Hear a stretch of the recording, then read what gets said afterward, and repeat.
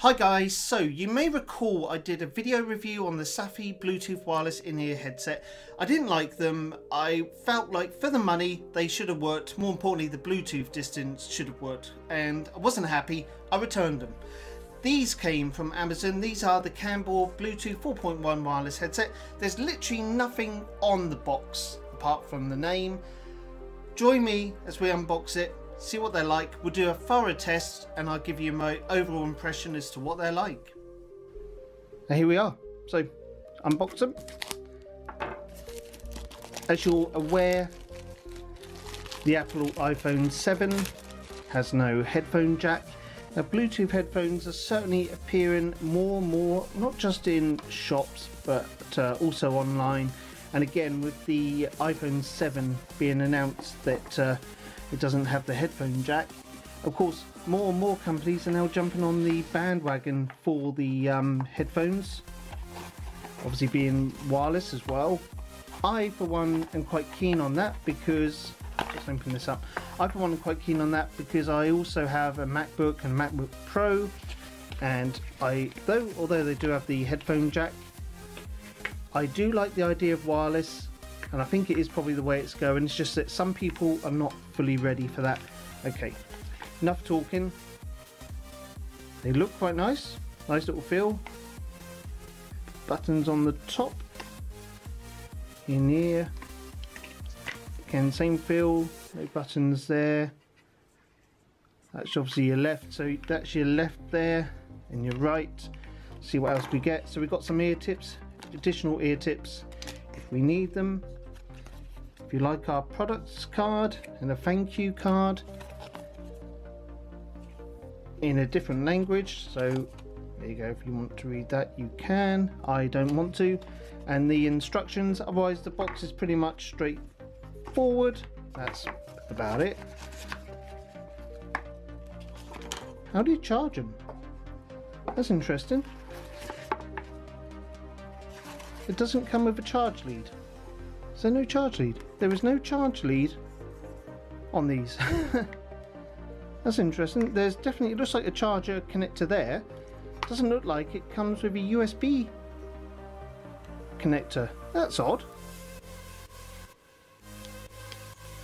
At least some of it. I mean, okay. There you go. But no lead.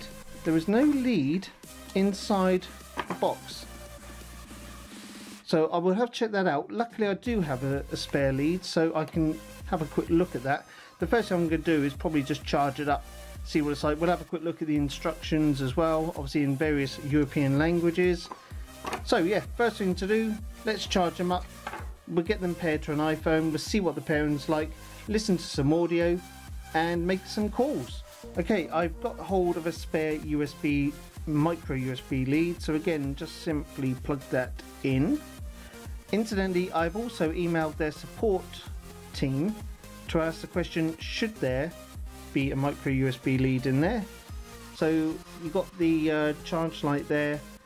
I'll wait for them to contact me back. We'll leave this on charge for a while, see if we can pair this up with an iPhone and test them out. Okay, I've currently got the instructions here. I don't normally resort to instructions, but I had to on this occasion because there is nothing here that says it comes with a micro USB lead. So bear that in mind. If you get these and it doesn't come with one, you'll need one, which you can pick up cheaply for £1 or so if you go to a car boot sale, or chances are you've got a smartphone with a micro USB or GoPro with a micro USB. But as I said, I have emailed support to ask the question, and we'll see what the answer is that they come back with. In the meantime, these are almost charged now, so hopefully another 10 minutes or so we'll try it out. A few moments later. So I've got the headphones here. Let's just turn on the iPhone, go into settings, go into Bluetooth, and what we're going to do with the multifunction device here, we're going to hold it down so it powers on and automatically goes into pairing mode. Now, according to the instructions, it should appear somewhere down here. There we are, Canbor BH101, press that. Some phones, I believe Androids, We'll ask for a code, which would be 0000, and you should be fine. And they are now connected. As simple as that. Okay. Now, once they're paired up, you'll get a blue flashing LED light that will appear just purely on this side, the multifunction side of the headphone. So we'll actually put this on. We'll pretend we're in the sports gym. Going to the gym to do a run, and we'll fit these over our ears. Now, certainly not coming out.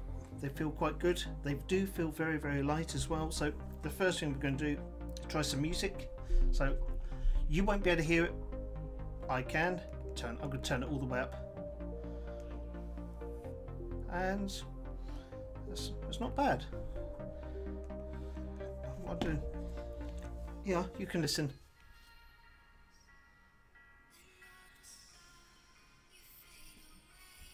Now that's purely just going through the actual iPhone itself, so I think you can pair it up with other devices as well. What I'm also going to test is some YouTube, some video, see if the audio and video is in sync, so let's try that. Best way of doing this is to check out my own channel. Okay, multifunction, can play and pause. Okay, so let me just watch. Right. Audio is absolutely perfect, so just pause this. So on the Savvy Bluetooth wireless headset, the audio and the video was almost like about a second or half a second out, so it did not look good at all. That's absolutely perfect. So from an iPhone, so video and audio streaming when you're doing YouTube is absolutely fine, certainly no problems at all. Music wise sounds quite good as well. What we'll try next is a MacBook. I've got my MacBook, so let's try that. Here it is, the one with the famous USB-C that nobody likes and I absolutely love. So to pair these devices, they're already in partnership with the iPhone, and the instructions simply say to repair, you've got to turn off the Bluetooth device on the device that they're paired with. So in my case it's the iPhone. I'm going to simply power this back on again using the multifunction button, and it should go into pairing mode, which it has. You can see that. So with the MacBook we will simply turn on our Bluetooth, and it's now looking for these headphones. Okay, after a few moments the headphones have now turned up, so I'm now going to pair them. Again, if it's a PC or an Android device, you may get prompted for a passcode, and if you do, it's 0000. It's absolutely fine. So these now say they're connected to my MacBook. I'm just going to show you that in a second. Connected. Hopefully you can see that. It's absolutely connected. Headphones are definitely lightweight. I can feel them here, you know, the actual ear grips. If that's what they call them, ear grips, I don't know. So audio controls don't work on the MacBook, but they do work on the iPhone. So now we've got two devices paired, I'm simply going to now turn the Bluetooth off, turn the Bluetooth back on my phone. Okay, so iPhone's now connected to the headset. So if I go back to my music, just play something. We'll try Spotify as well, see what that's like. Also on the iPhone as well, you get a battery meter. So when they're Bluetooth, you get like a speaker headphone icon, and then you get a battery indicator, so you know what battery is like. They claim for 2 hours that you get at least 8 hours. I think that depends on whether it's talk time, listening to music, and also the volume as well. So please bear that in mind. However, what I will be doing is a full test. So I'm going to run with these for a week, see what they're like, and then give you a conclusion, whether they're any good for you or any good for me. You can also answer the call, so you can either tap it once to answer it, tap it again to hang up, or hold it down and you can reject a phone call as well. Sounds good. Talking of phone calls, we need to make a phone call. Okay, I'm making a phone call and it's going through, so it's actually going through the headset. I don't know if you can see this or not, to be honest, but it's definitely ringing. I've got to obviously hide the person's name, see if they're going to answer it. Hello, it's me. Hello, Yes, you're on YouTube. I just want to see if I can make a phone call. A few moments later. Yep. Okay, thank you. Bye. Bye. So, audio-wise was absolutely fine. Okay, just press the multifunction button, music stops. So again, I had the music going, I made a phone call, music starts, you can play and pause it to your heart's content. So quality-wise, it seems to be okay.